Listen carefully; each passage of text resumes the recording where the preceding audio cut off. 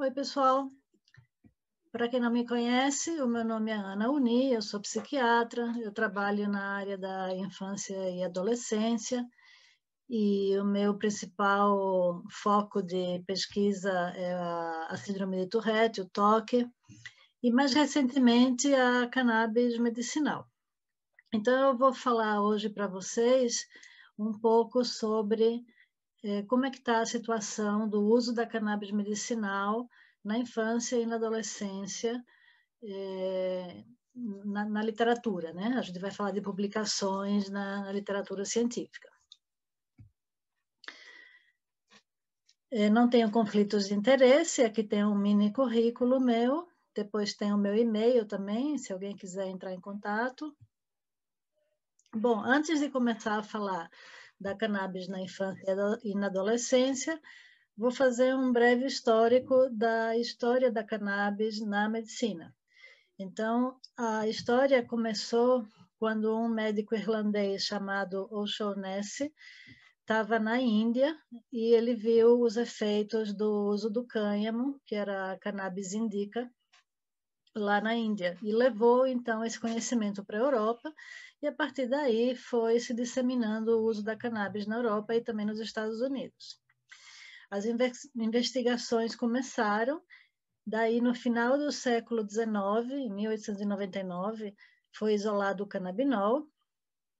De 32 a 40, as pesquisas conseguiram elucidar a estrutura química do canabinol. Em 41, foi isolado o delta 6,10-THC. As pesquisas farmacológicas começaram a aumentar. Em 63, a estrutura do canabidiol foi definida. E em 64, do delta 9-THC. Esses estudos são, então, a partir daí, em Israel, também em colaboração com os Estados Unidos.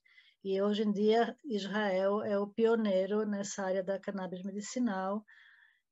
Lá ele já tem várias empresas que produzem os óleos, eles fornecem e subsidiam os produtos para os pacientes e até nos hospitais, muitas vezes você pode fazer uso da cannabis em pacientes oncológicos, por exemplo.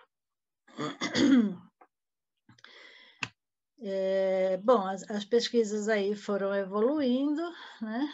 E em 1988 descobriram o primeiro receptor canabinoide, que depois foi denominado CB1, porque descobriram então um segundo receptor canabinoide, que é o CB2, e foi identificada a anandamida e o 2-AG, que são os nossos endocannabinoides, ou seja, os canabinoides que o nosso próprio cérebro produz.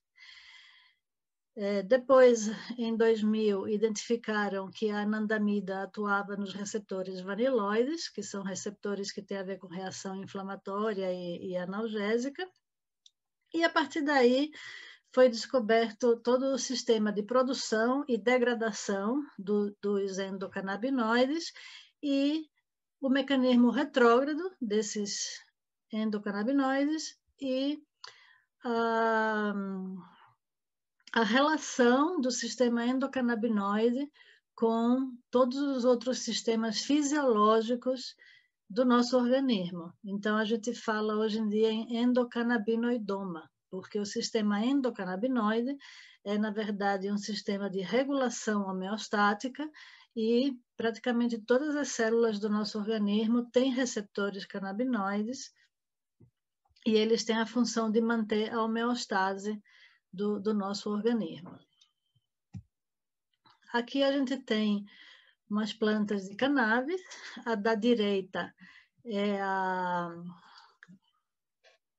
cannabis sativa, que tem umas folhas bem finas e longas, e à esquerda a gente tem a cannabis indica, que tem umas folhas mais gordinhas, né? E isso tem a ver com a localização do planeta em que elas se produzem, né? Então, as folhas finas, elas são adequadas para clima muito ensolarado, enquanto que as folhas mais largas, elas são indicadas para os climas temperados, já que a presença do sol é menor durante o ano e ele precisa ter, então, uma área maior de captação de luz para que ela possa fazer o ciclo reprodutivo.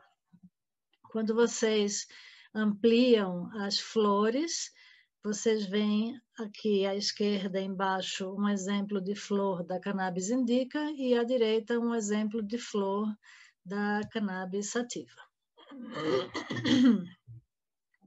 Quando você amplia ainda mais essas flores, você vai encontrar esses filamentos que são os tricomas.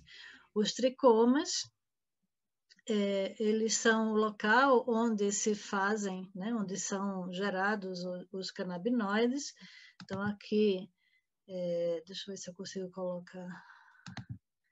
Aqui, né, você tem um tricoma, né, e aqui você tem um esquema mostrando como os endocannabinoides eles são formados e armazenados aqui na pontinha do tricoma, de onde eles vão ser liberados, né? Os canabinoides e os terpenos, especula-se que ele tenha uma função na planta de espantar insetos, predadores, de participar na atração dos insetos para fazer a polinização.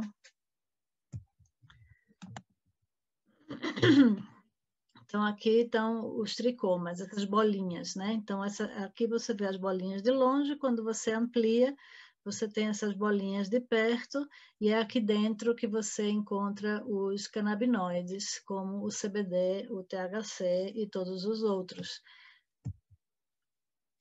O cânhamo é o nome que se dá à cannabis quando ela tem no máximo 0,3% de THC. Então, é uma questão de convenção. Então, se convencionou chamar de cânhamo essas cepas que têm até 0,3% de THC.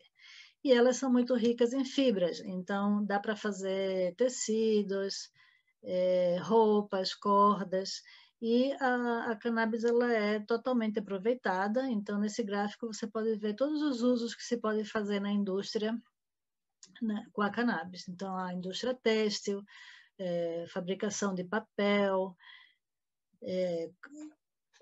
nas folhas e nas flores você vai retirar os canabinoides para fazer medicação. Pode se usar também